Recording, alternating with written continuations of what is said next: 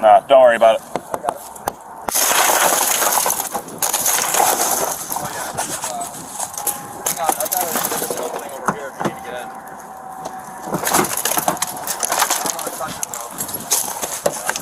I don't want to touch him. Okay. Hey, brother. Yo, look, dude, you're not going to be fighting my paramedics. Get out of the car. Get out of the car. Get out of the car. What does that even mean? I promise you. What is it, 6 years old? No more. Give it a break. Okay. On November 24th, 2023, officers in Illinois responded to a highway shoulder, a man found unresponsive in his vehicle, reportedly seizing for 8 straight minutes. This was not a traffic stop. There was no probable cause for a criminal investigation at the outset. What officers had instead was community caretaking authority, the constitutionally recognized power to render aid to individuals in medical distress on public roads, without a warrant, without suspicion of crime. The Fourth Amendment does not bar officers from approaching a person in apparent danger. But the moment that welfare contact produced evidence of impairment, the legal framework shifted entirely. And what that subject said next would hand the officers the case on a silver platter.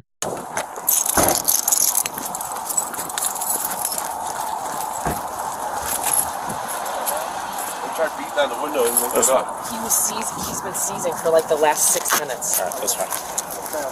Thank you.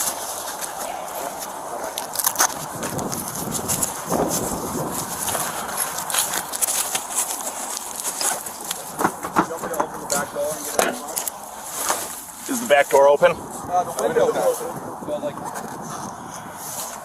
Nah, don't worry about it.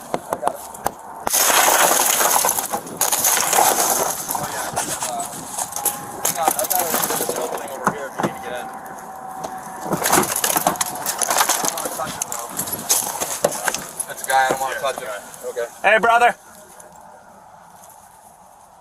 You all right? Yeah.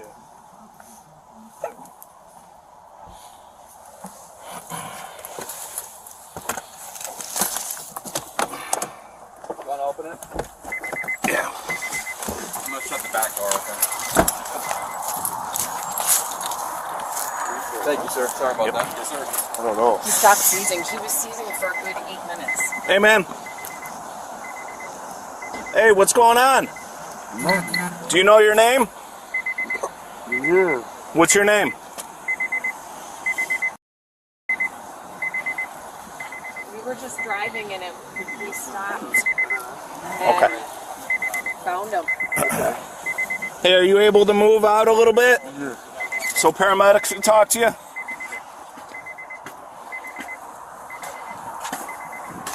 Hi. Okay. He was, I don't know if he Did was. anybody actually witness this accident? No, we just, Okay. we came up, but he was seizing for a good 8 minutes. His tire's Okay. gone. I was looking for Yeah. where he came from. Okay. 911, she has my number. My office is right over here, so if you guys need anything. Okay. Sounds good. Yeah, I mean, as long as nobody witnessed it, Yeah, no, we just rolled up on I'm them not like going to this. take any information, but I appreciate you guys calling, okay? What's your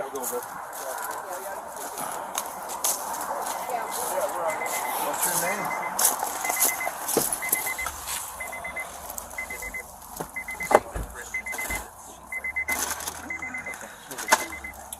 Yo, man, you got a wallet?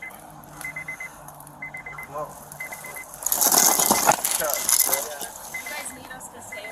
No.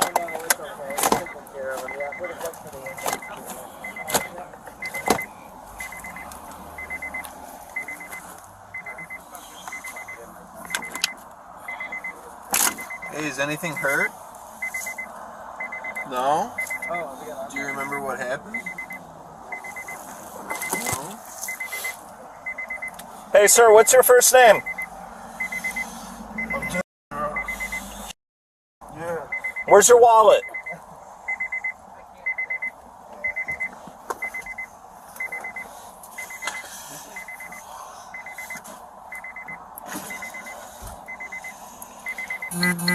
How much you had to drink, brother? What? How much you had to drink, dude? What's that? It's enough for that much. Not that much? How much is not that much? One, I see your beer here. How many? 1, 2, 3, 4? 2. You had 2 beers? When did you have those? Early Okay, so it's 8 in the morning right now. Can you nurse? What time did you have those? Morning. In the morning? Okay. Hey, do you got a wallet on you, man? Can we get you out of the car and under our stretcher? Let's go in the warmth, okay? Can you slide your legs out? Well, you can't slide your legs out? It's 10-4. Come on, man. Let's go. Then get out of the car. Listen, get out of the car. I'm gonna swing. You're not gonna swing. Come on. Listen, I'm gonna swing. What's your name, buddy? What's your name? Fire department. I'm cold too. We gotta get you back to the ambulance. You're shaking. Dude, come on, let's go. Hey, if you swing a hand, your day's gonna get really bad really fast. Come on. Are the keys out of the ignition? Come on, dude. Come on. Let's go. Waylon, how old is Dylan? How old are you? What are you? I mean, you're acting like you're 10, but how old are you? Just watch out for this. What are we doing? I'm dragging him out. You want us to drag you? You want to drag me? So the guy, I'm show out, bro. Buddy, you're What does that even mean? I'm gonna show out, bro. What does show out mean? I don't want to drag you. Show out, bro. What does that mean?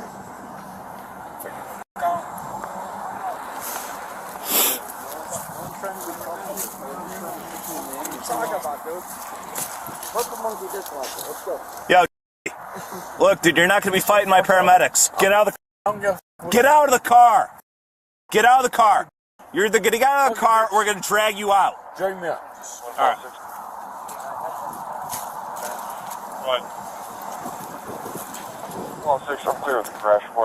Get out of the car, dude. Get out of the car.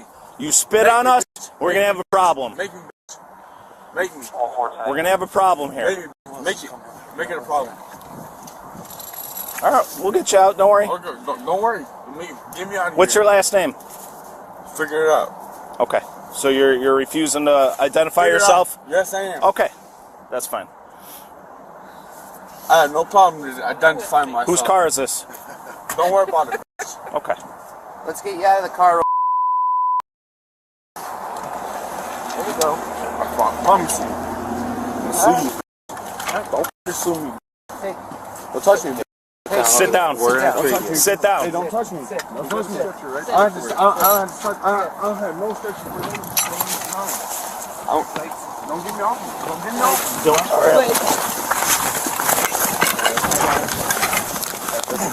Alright, bend back up a little bit. Knock it off, dude. I'm not doing shit, bro. You're arresting me for no reason. We're not arresting you, we're taking you in the ambulance. I got one on him. Right? Okay, Put your hands behind your back. Yeah, that's because you're not helping yourself, dude. I had nothing to say to Oh, you. one. I got one in cuffs. We don't have, hey, I heard nothing saying to him. I'm saying right now, when I see y'all, I'm going to sue you. okay, I'm going to sue you. we're gonna get you warrant. You want to bend that? I don't know what that means. Sue me. So much. What does that even mean? I promise you. What is it, 6 years old? Give it a break. You got me okay. You ain't up. I ain't going nowhere. I ain't going nowhere. Lean back. No. We do have his feet. You got me up. I ain't going nowhere. Let's get this on. I ain't going nowhere. You got me up. Hey, you guys got a... We do not. Oh, No, we don't carry those. Oh, we can put them in the pocket. Wait, I want that one. Because he's gone. Sorry. Yeah. Do you guys carry those or no? Go ahead. Somewhere, but Ready? Yeah. Up. All right, that's still No on. one is threatening me when Oh, all right. my arm. Bring on me, dude. We're gonna have to. We just get I think she wants us to. I want y'all to drink. I want you. All right, man. Why wouldn't you get on top? I want to be Let me get my treated. So we're going to take one in the back. We're not going to treat his blood sugar because we do the oral, which he already spit out. But we're not starting the line on him, so we're just going to go. can you guys throw a mask on him? Because he's going to spit on somebody. We're actually, Yeah. if you want to do that. We're just all going to be behind him. We don't have anything that he's going to keep on because we have the... I think it's better because it's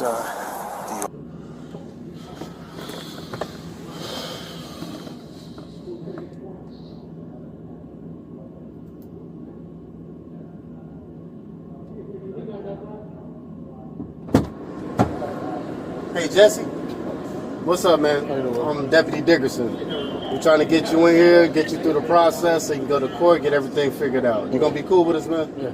You're not gonna fight or nothing like that? No, that's cool. You cool? Enjoy it. Let's examine the constitutional framework. Under the totality of circumstances standard established in Illinois versus Gates, decided by the Supreme Court in 1983, probable cause is not a single element test.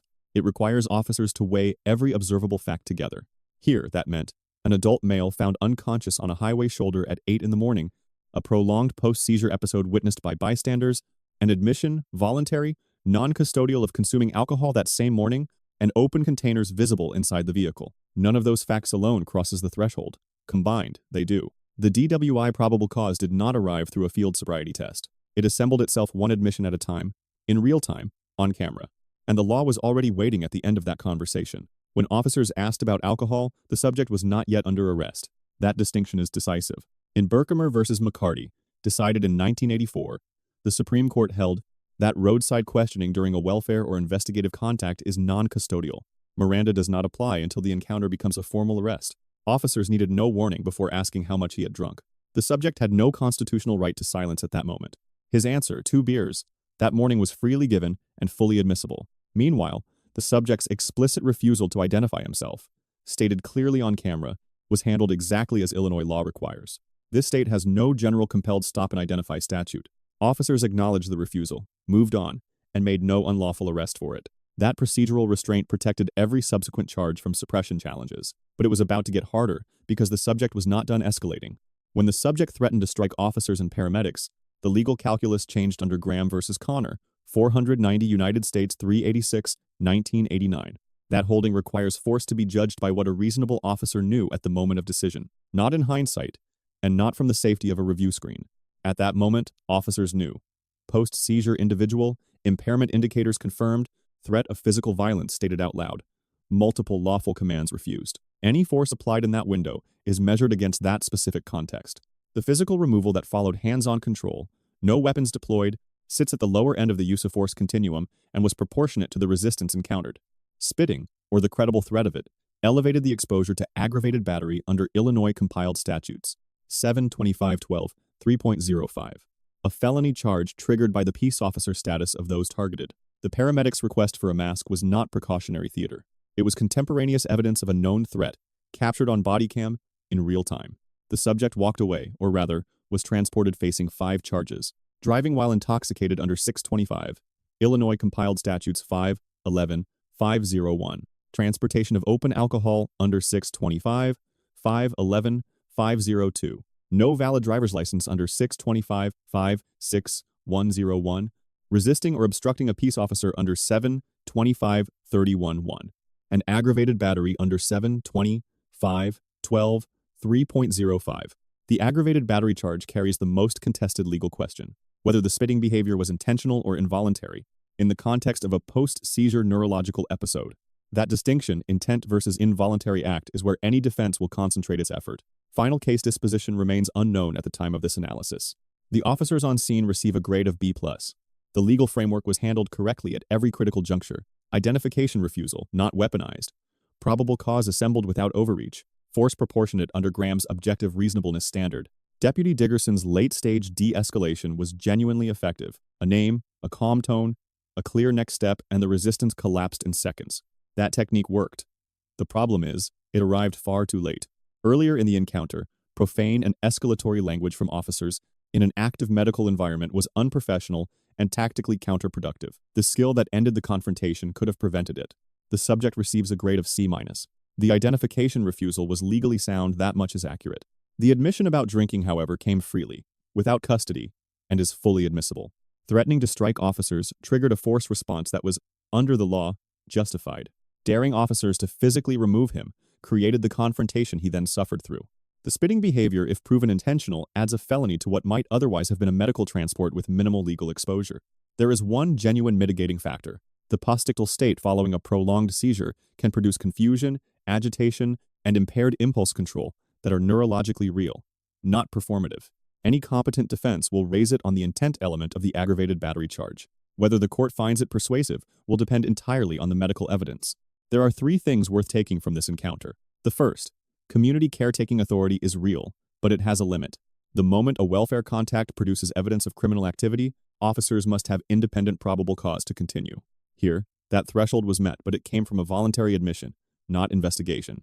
That is a narrow legal path, and it will not always be available. The second is about de-escalation timing. The technique that worked in the final 30 seconds of this encounter was available at the 2-minute mark. Applying it earlier is not weakness, it is the tactically superior choice. And the third applies to anyone in that vehicle. A non-custodial admission of intoxication made before arrest carries the same evidentiary weight as a confession in court. Silence at the roadside, before handcuffs, is a right that requires no invocation, only the decision to use it. Let us know if there is an interaction or legal topic you would like us to analyze in the comments below. Thank you for watching, and don't forget to check out our second channel, Audit the Court, for more police interaction and courtroom content.